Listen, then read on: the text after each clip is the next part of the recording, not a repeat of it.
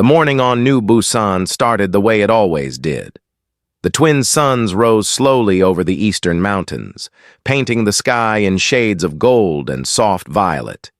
Children ran between the rows of bioluminescent rice paddies, their laughter carrying across the warm air. Farmers wiped sweat from their foreheads and waved at passing cargo shuttles. It was a small world, a quiet world, and the 2 million people who lived there liked it that way. New Busan was humanity's only colony outside the Sol system. It sat on the edge of explored space, far from the busy trade routes and the grand stations of the Galactic Council. The Council had allowed humans to settle there 40 years ago, not out of kindness, but because no one else wanted the planet. It was too far, too small, and too unimportant. The perfect place for a species the galaxy considered barely worth noticing. Park Yoonji was 26 years old and the youngest lieutenant in the colony's tiny defense garrison. She spent most of her days running system checks on old satellites and filling out maintenance reports. Nothing ever happened on New Busan. That was the whole point. She was eating lunch in the garrison mess hall when the first alarm went off. At first, she thought it was a drill. Then the second alarm triggered, and the third, and suddenly every screen in the building turned red. Is of hyperspace in a massive wave. They're of hyperspace in a massive wave. Their hulls dark and angular. Horath Dominion warships. The largest fleet Yoonji had ever seen, and it was pointed directly at her world.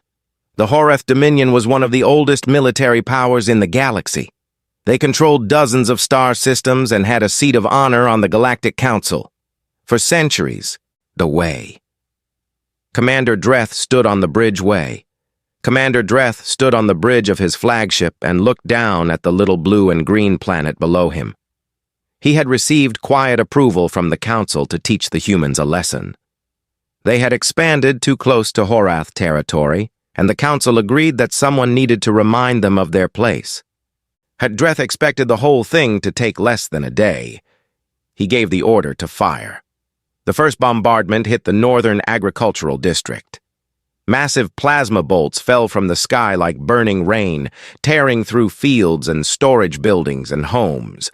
The ground shook so hard that people were thrown off their feet. The second volley struck the capital settlement. Towers crumbled. Streets cracked open. Fires spread so fast that the smoke blocked out both suns within minutes. Park Yoonji grabbed every soldier she could find and tried to organize an evacuation. The garrison had 12 small defense turrets and 2 patrol ships. Against a fleet of hundreds, it was nothing. But she ordered her people to fight anyway, because there were civilians running through the streets with nowhere to go, and someone had to buy them time. The 2 patrol ships launched and were destroyed within seconds. The defense turrets fired until they melted. Yoonji pulled her remaining soldiers back to the underground shelters and began herding civilians inside. A young mother carrying a baby stumbled and fell in front of her. Yoonji picked her up, pushed her toward the shelter door, and turned back for more. Between explosions, she ran to the communication array. Half of it was already destroyed, but one transmitter was still working. She recorded a message, short and desperate, and aimed it at Earth. She did not know if it would arrive. And opened a channel to the Galactic Council, station, and reported that the human colony had been successfully disciplined. He expected praise. On the Council station, High Arbiter Velos received the report while sipping a warm drink in his private chamber. He was an ancient creature, thin and tall, with skin like cracked gray stone. That he had led the Council for over 300 years, and in that time he had seen dozens of small species punished for overstepping their boundaries. The pattern was always the same. The small species would cry, send diplomats, beg for mercy, and accept whatever scraps the Council offered them. Velos saw no reason why the humans would be any different. He turned to his chief advisor and said calmly that the humans would file a complaint, the Council would offer minor reparations, and the matter would be closed within a month. Then he went back to his drink. 12 hours later on Earth, Admiral Han Do-hyun sat alone in a dark room at the United Earth Defense Headquarters. He was 54 years old, a tall man with gray hair and steady hands. He had spent most of his career as a diplomat, not a soldier. He believed in patience, in conversation, in finding solutions without bloodshed. The distress signal from New Busan played on the screen in front of him. It was broken and full of static, but he could see enough. He saw the fires. He saw the people running. He saw a young lieutenant with blood on her face, shouting into a broken transmitter, begging someone to hear her. He watched it 3 times. Then he stood up, straightened his uniform, and walked into the operations center where his senior staff was waiting. Every face in the room was pale. Every eye was on him. Han Do-hyun looked at them for a long moment. When he finally spoke, his voice was quiet and steady, and it carried the weight of something that the galaxy had never heard before, the sound of a peaceful species choosing war. He said only 3 words, "Wake everyone up." Within the hour, every military shipyard on Earth, Luna, Mars, and the asteroid belt came alive. Lights switched on across the dark side of the moon. Furnaces roared in the deep factories of Ceres. On every continent on Earth, the not begging. Humanity was getting ready, not begging. Humanity was getting ready. 3 weeks passed after the burning of New Busan, and the galaxy heard nothing from Earth. Not a single message, not a complaint, not a diplomatic request, nothing. At first, the Galactic Council was not worried. High Arbiter Velos assumed the humans were in shock. He told his advisors that the silence was simply the sound of a small species accepting its place. He had seen it before. Young civilizations often went quiet after being struck hard. They needed time to grieve, and then they would come to the negotiating table with their heads down. But by the end of the 2nd week, other species began to whisper. The Fenari ambassador asked why no human diplomat had made contact. Yet the Telex trade delegation noted that all human merchant ships had returned to Sol space and none had come back. Even the Harath Dominion, still celebrating their easy victory, started to notice the silence. Commander Dreth made a joke at a military banquet that perhaps the humans had gone extinct from embarrassment. No one laughed as loudly as they should have. Delegate Miran was one of the few aliens who had spent real time among humans. She was a tall, slender being with pale blue skin and 4 dark eyes that missed nothing. She had lived on Earth for 6 years as a cultural liaison. She had eaten their food, listened to their music, and studied their history. And their history frightened her in ways she could never fully explain to the Council. She went to the human embassy on the Council station. It was still open, but barely staffed. A young human woman sat behind a desk, sorting files as if nothing had happened. Miran asked her, but carefully, what Earth was planning. The woman looked up and smiled. It was a polite smile, warm and calm, and it made Miran's skin crawl. The woman said they were just taking their time. That was all, just taking their time. Miran left the embassy and went straight to her private quarters. She sat in the dark for a long time. She had read about human wars. She knew what that smile meant. On Earth, the United Earth Assembly met in a sealed session, and every representative from every nation on the planet was present. The gallery was full of military officers, scientists, and engineers.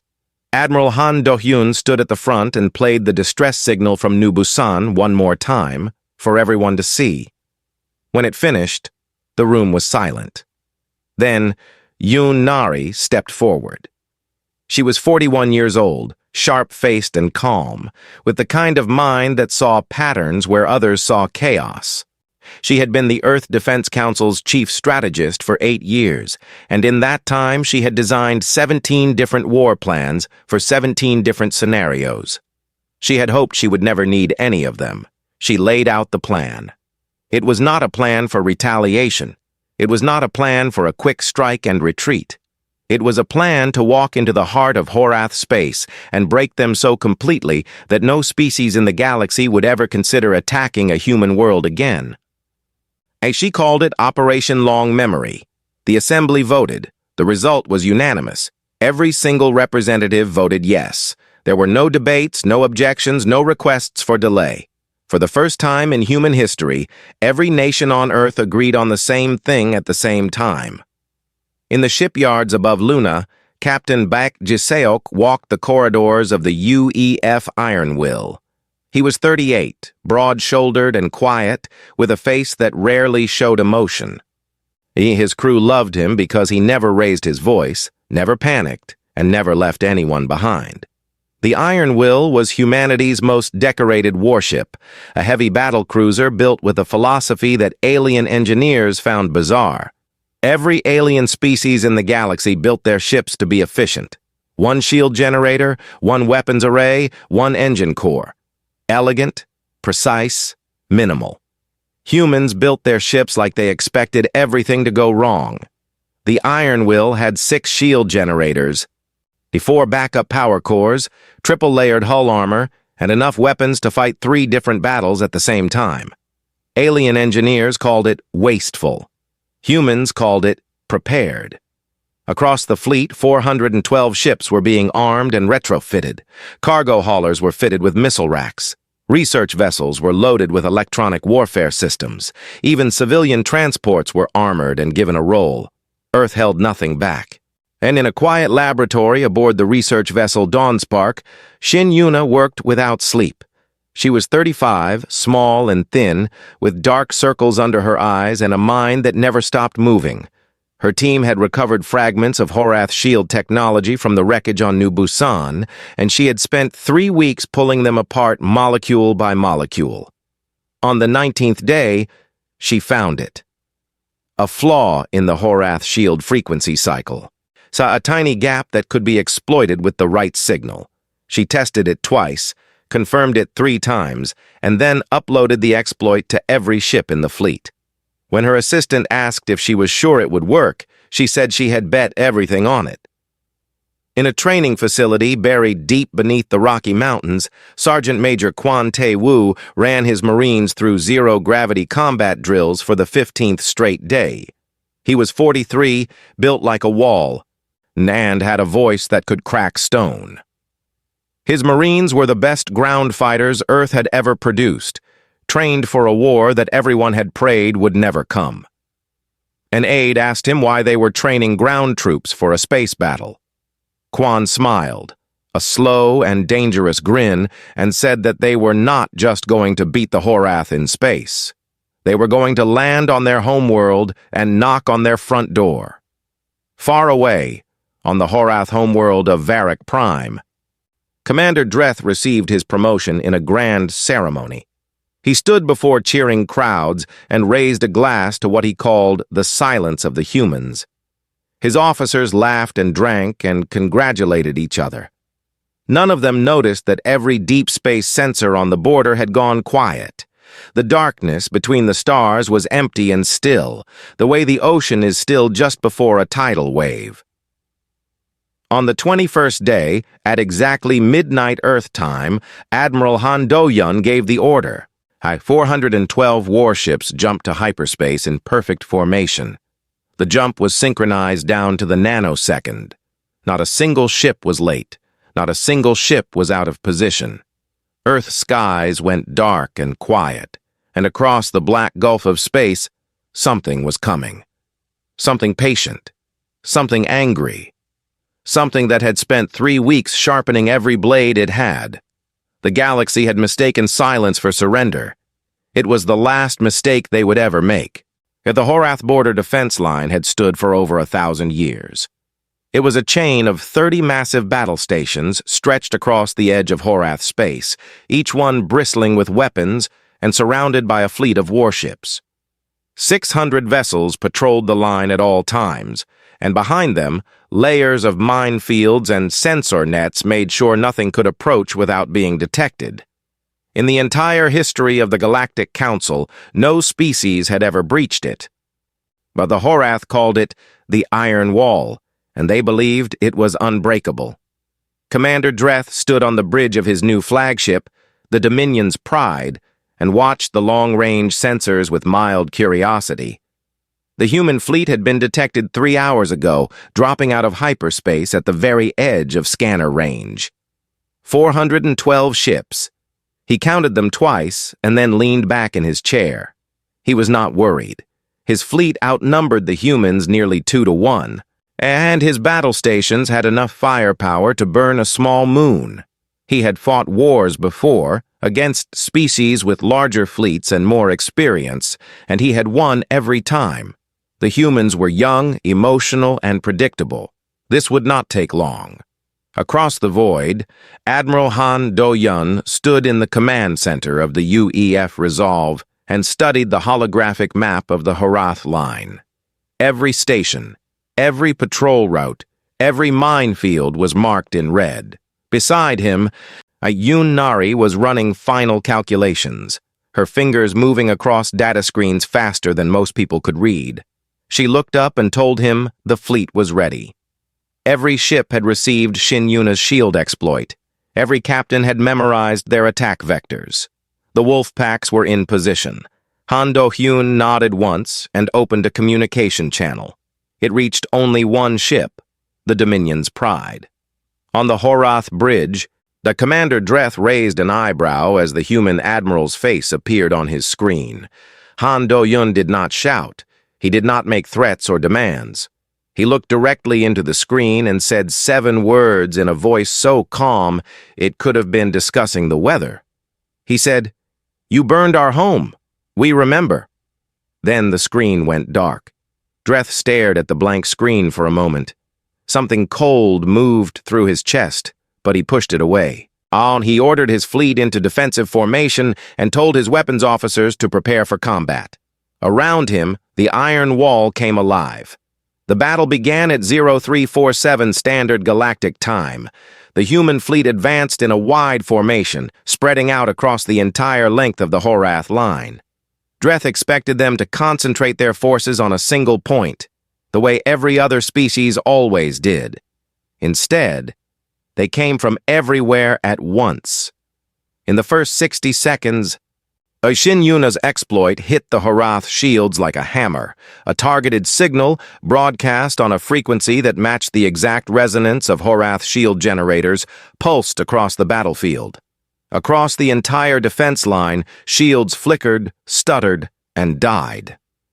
600 Horath warships and 30 battle stations were suddenly exposed, their most important protection stripped away in a heartbeat. The Horath scrambled to recalibrate. Their engineers worked frantically, cycling through backup frequencies, rerouting power, trying to get the shields back online. They needed 4 minutes. The humans gave them none.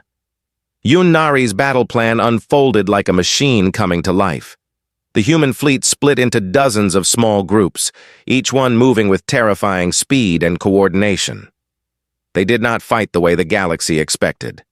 There was no elegant maneuvering, no careful probing of defenses.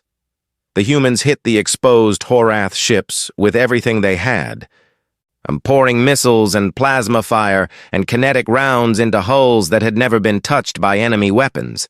The wolf packs tore through gaps in the defensive line, isolating battle stations and surrounding them. One by one, the great stations of the Iron Wall went dark. Explosions lit up the void like new stars being born and dying in the same breath.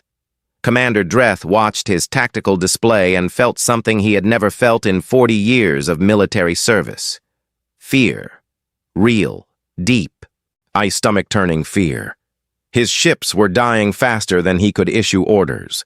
His commanders were screaming for reinforcements that did not exist. The defense line that had stood for 1,000 years was coming apart in front of his eyes.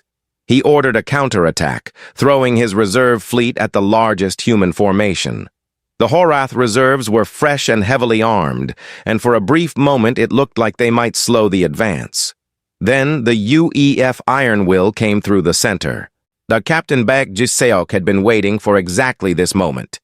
His ship punched through the Horath reserve line like a fist through glass.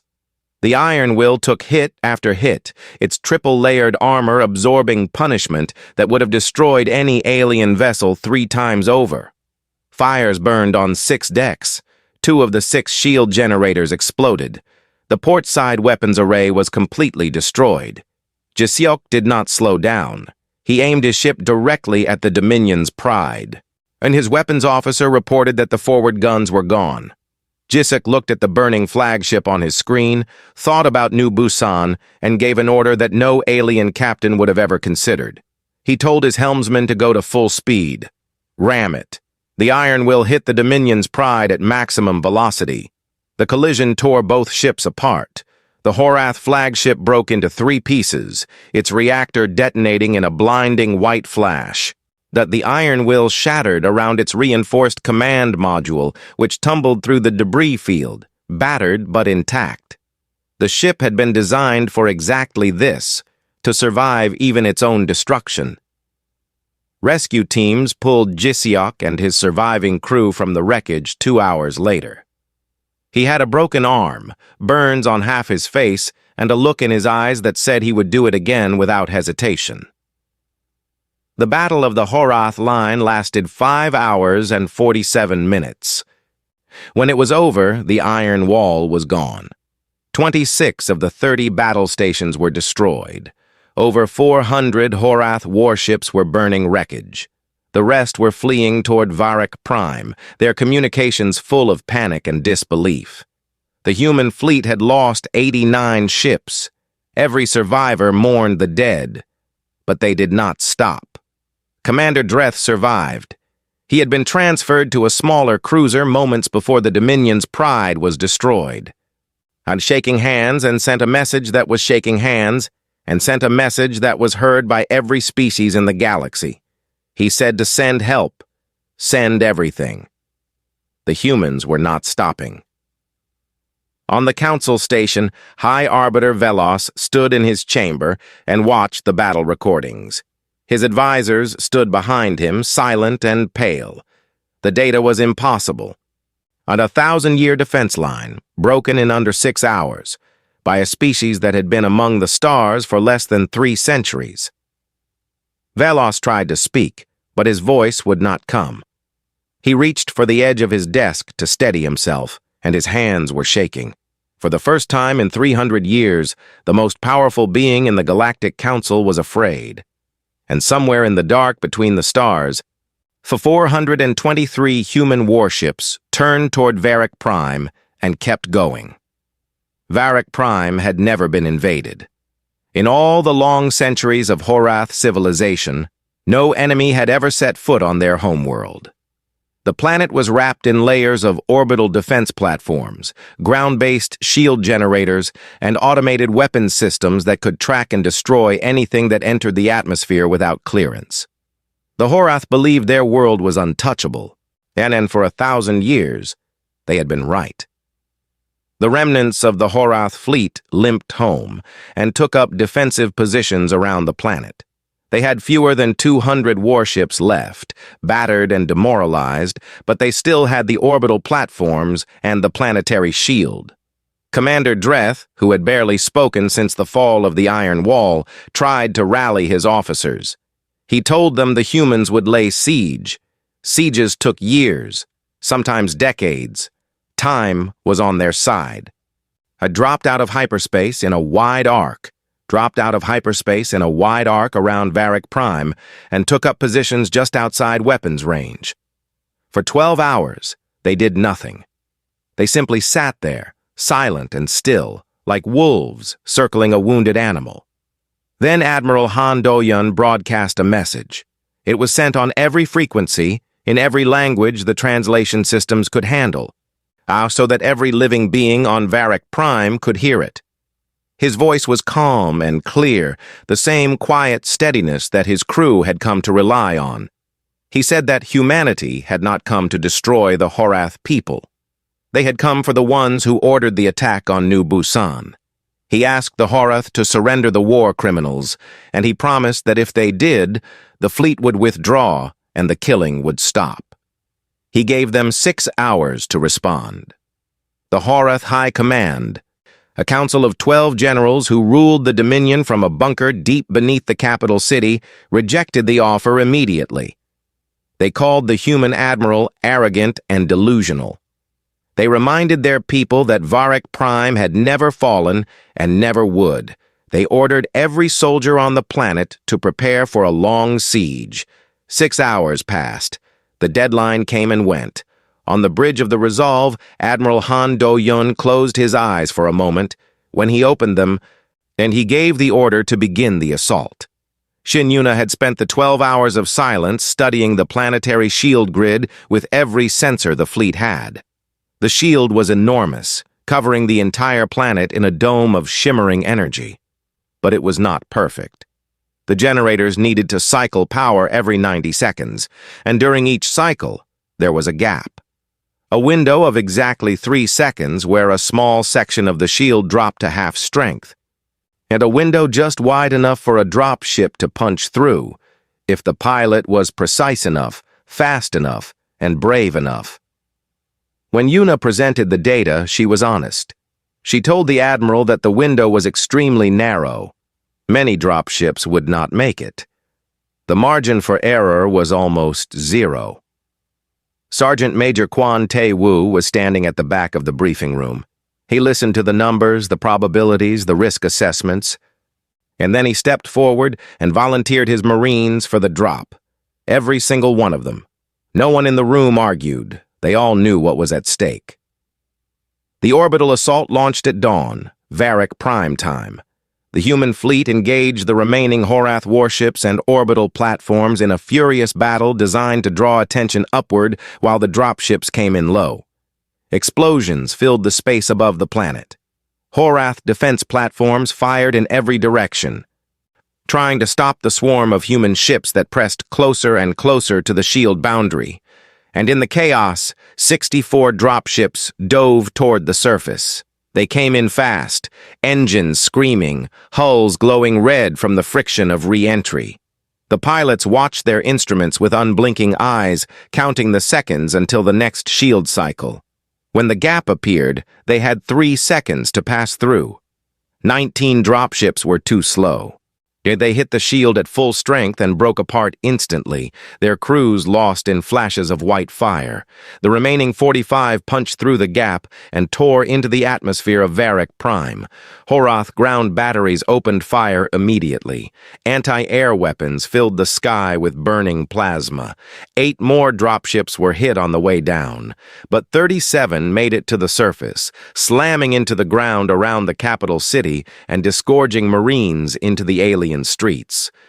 Quan Tae-woo was the first one out. His boots hit the stone pavement of the Horath capital, and for one brief second he looked up at the alien sky and thought about how far from home he was. Then he raised his weapon and moved forward. The ground battle was savage.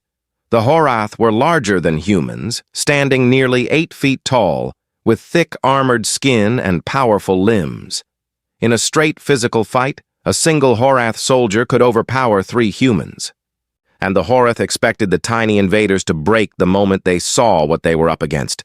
They did not break. They did not even slow down. The Marines fought in tight, coordinated squads, using speed and tactics to overcome the size difference. They moved through the streets like water, flowing around obstacles, flanking Horath positions and hitting hard before pulling back and hitting again from a different angle. What the Horath had in strength, the humans made up for in sheer relentless aggression and a refusal to stop that bordered on madness. Quan Tai-woo led his unit straight toward the high command bunker. They fought through 12 blocks of urban combat, taking casualties at every corner.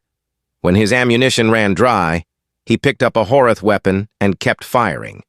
When that weapon jammed, he dropped it and charged a Horath soldier with nothing but his combat knife and his fury. The alien was twice his size. It did not matter. A war correspondent drone broadcasting live to the galaxy captured the moment Quan Tai-woo and his Marines reached the steps of the High Command building. They were bloodied, exhausted, and barely standing. Quan had a deep gash across his forehead and one arm hanging limp at his side. but he was alive, and he was at the door. The bunker doors were 3 feet of solid metal, built to withstand orbital bombardment. Shin Yuna's team had anticipated this. A heavy breaching charge. Carried on the back of a Marine who had volunteered knowing the weight might slow him enough to get him killed, was placed against the door. The explosion shook the entire block. The doors fell inward.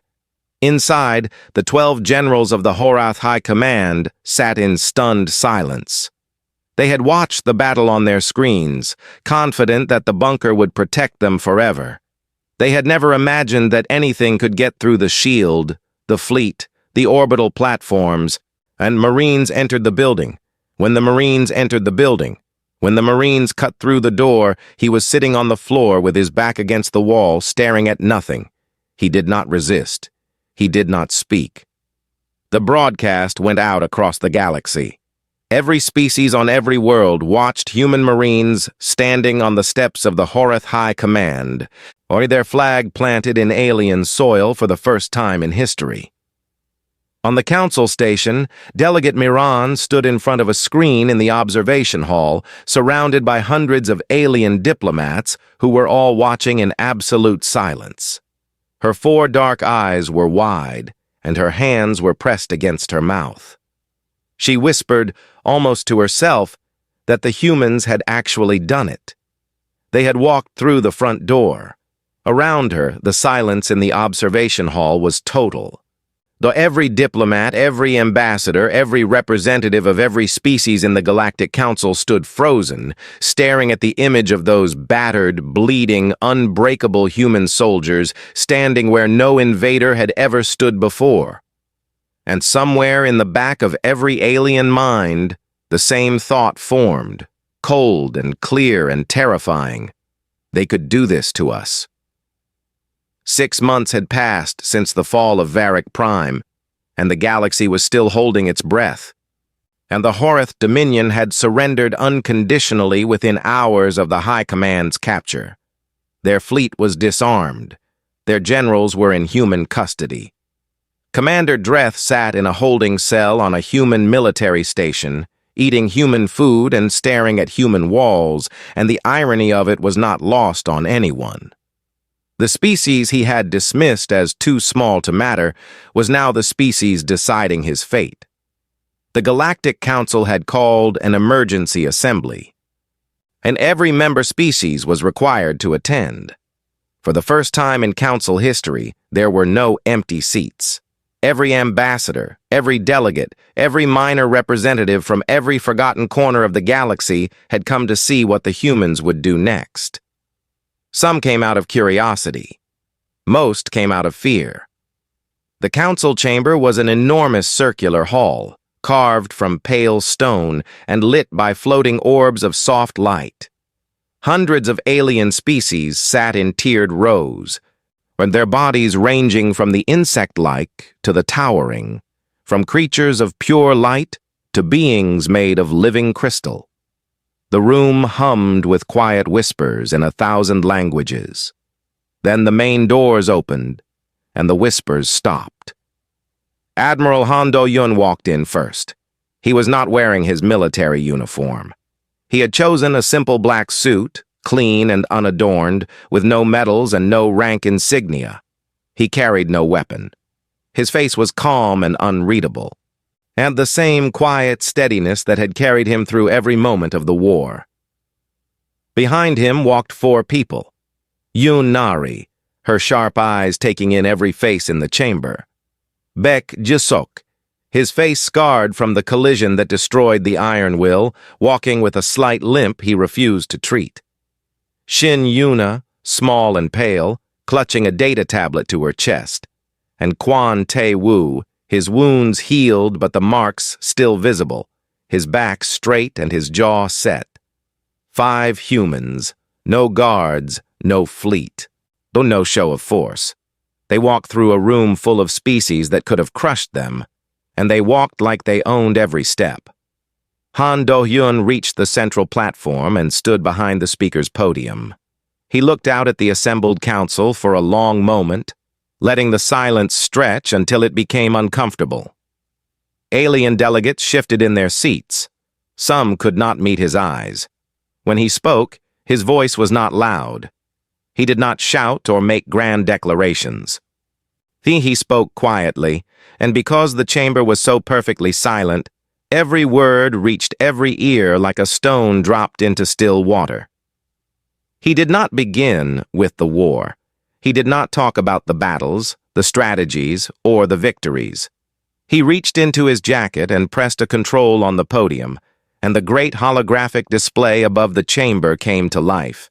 It showed New Busan, not the burning, not the destruction. It showed the colony before the attack. A doctor was helping a woman hold her. A doctor was helping a woman hold her newborn baby for the first time. A library, a park, a bakery where someone was pulling fresh bread from an oven. 2 million people who had built a home on a world nobody else wanted and had filled it with life. The images played in silence for 3 full minutes. Some delegates looked away. Others could not. Han Do-yun let the images fade, and then he spoke again.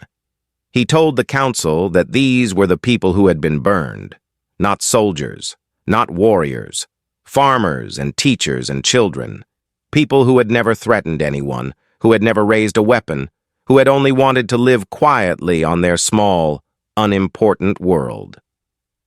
He turned and looked directly at High Arbiter Veloz.